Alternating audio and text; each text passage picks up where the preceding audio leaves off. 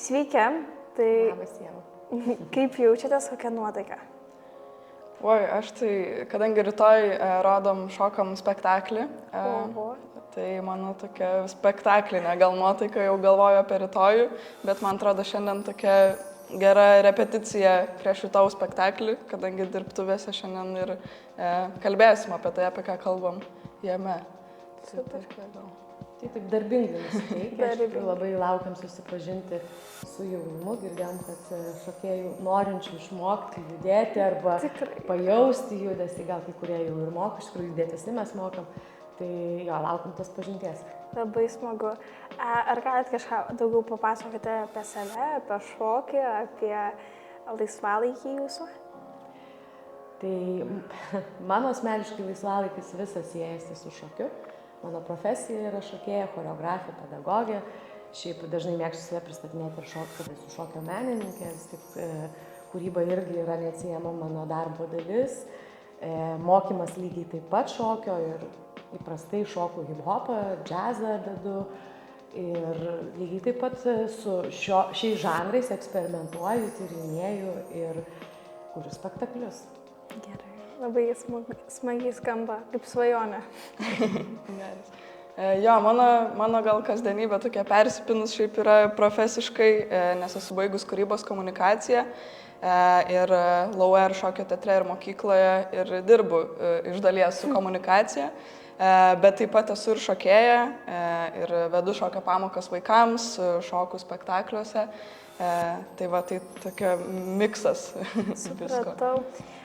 Žinot, kaip būna filmai su šokėjų ir kur visada vaikystėje, atsimenu, žiūrėdavau, kaip ten šoka, kaip repetuoja, kaip važiuoja konkursas, ir čia buvo tokia didelė svajonė, tai ar jūs žinojot nuo vaikystės, kad norit kažką su šokiu daryti, ar kada atėjo šitą jums idėją į galvą?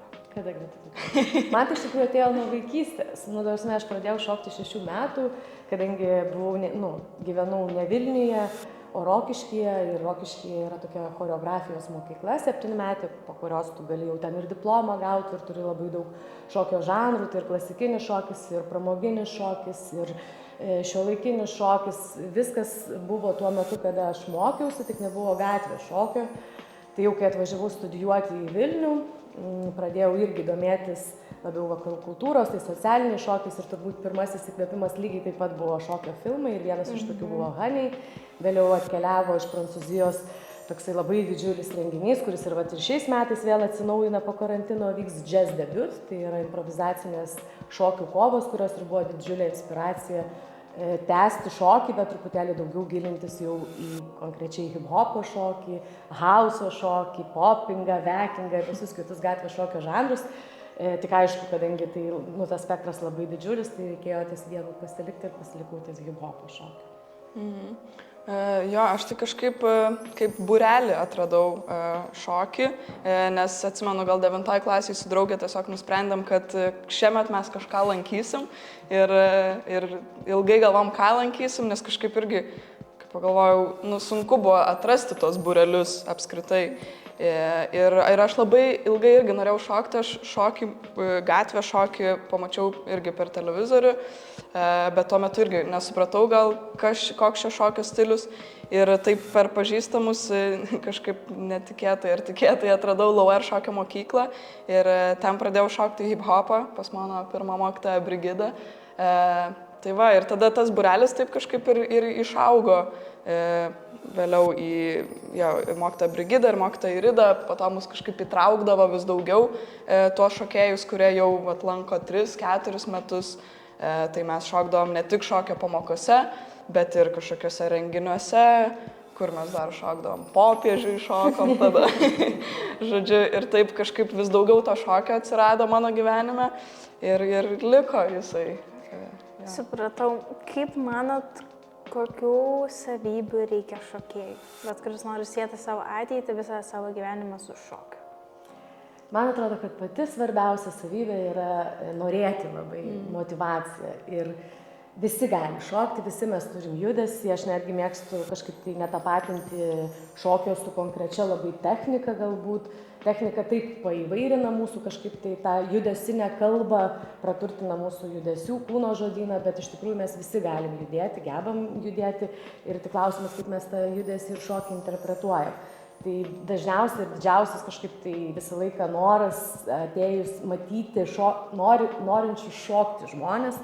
Ir jeigu kartais jaunimas ir atkeliauja į pamokas ir galvoja, kad jis čia kažkaip tai galbūt nekoordinuotas, gal ten neritmiškas, bijo pradėti judėti, tai aš visą laiką labai pradedu nuo paprastų dalykų, žaidybinių dalykų, kad pajausti apskritai, ką mūsų kūnas gali, kaip jis gali džiaugtis tiesiog paprastai judėdamas, pritūpdamas, padarydamas tą patį pagrindinį paprastą judesį bounce. Tai iš tikrųjų motyvacija. Labai gerai. Ir drąsa. Jo, aš labai gal pritariu Ridai, kadangi mes irgi dirbam šokio mokyklai, tai labai daug žmonių visada klausia, ar aš galiu šokti, ar man čia ne per vėlu, ar ne per anksti, nu, žodžiu, daug visokių klausimų. Taip, ir dažniausiai juos yra labai paprastas atsakymas, tiesiog išdrįsti, ateiti, išmėginti. Jo. Labai gerai. Jeigu trumpai, ką jums reiškia šokis? Tokia frazė, žinai, kai aš visą laiką sakydavau, man tai šokis yra visas gyvenimas.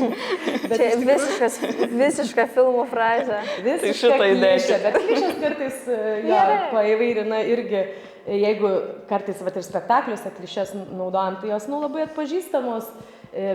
Visiems yra labai pažįstami momentai, dalykai, frazės, kurios iš tikrųjų nuo kurių niekur nepabėgs. Klausimas, kaip mes jas ir kur išsitraukiam. Tai šiuo atveju aš nebijau išsitraukti šiuo metu šitos klišės ir pasakyti, kad tai yra visas mano gyvenimas, nes taip ir yra. Aš atsikeliu, einu į salę, vakare vėlai baigiu šokių salėje savo dieną. Tai... Kiek laiko praleidžiat šokant? Čia labai greitas klausimas jums. Kadangi mano profesija šokis, nu tai žinokit, aš iš tikrųjų galiu pasakyti, kad, nu gerai, 8 valandas. Normaliai. Praleidi šokių salėje? Ne tik šokių salėje, tai yra veikloje susijusioje su šokiais. Aš nemanau, kad tik šokių salėje reikia praleisti galvojant apie šokį. Greta, kiek? Ir kas tau šokis yra? Ir tada kiek laiko? O, ja, tu. Kas man šokis yra? Nežinau, man sunku būna taip abstrakčiai irgi atsakyti, bet aš jaučiu gal, kad aš šokį siečiau vėlgi su ta pačia drąsa, nes aš jaučiu, kad ne tik tai gal, bet šokio pagalba aš šiuo metu jaučiuosi drąsi, kokia nebuvau prieš šokant. Okay. Drąsesnė, jo. O kiek aš Nu, jeigu veiklose su šokiu, tai aš praleidžiu irgi, gal kiek mažiau negu Rida, bet kokias 6-7, sakykime. Ok, gerai. Įvardijo drąsą, motivaciją, norą. Kokiu dar patarimų duotumėt jaunuoliams, kurie nori pradėti šokti? Pradėti. Drįsti, pradėti viskas. Važiuojam. Motivacija. Supratau, ačiū labai jums. Ačiū, Ieva. Gerų dirbtuvių.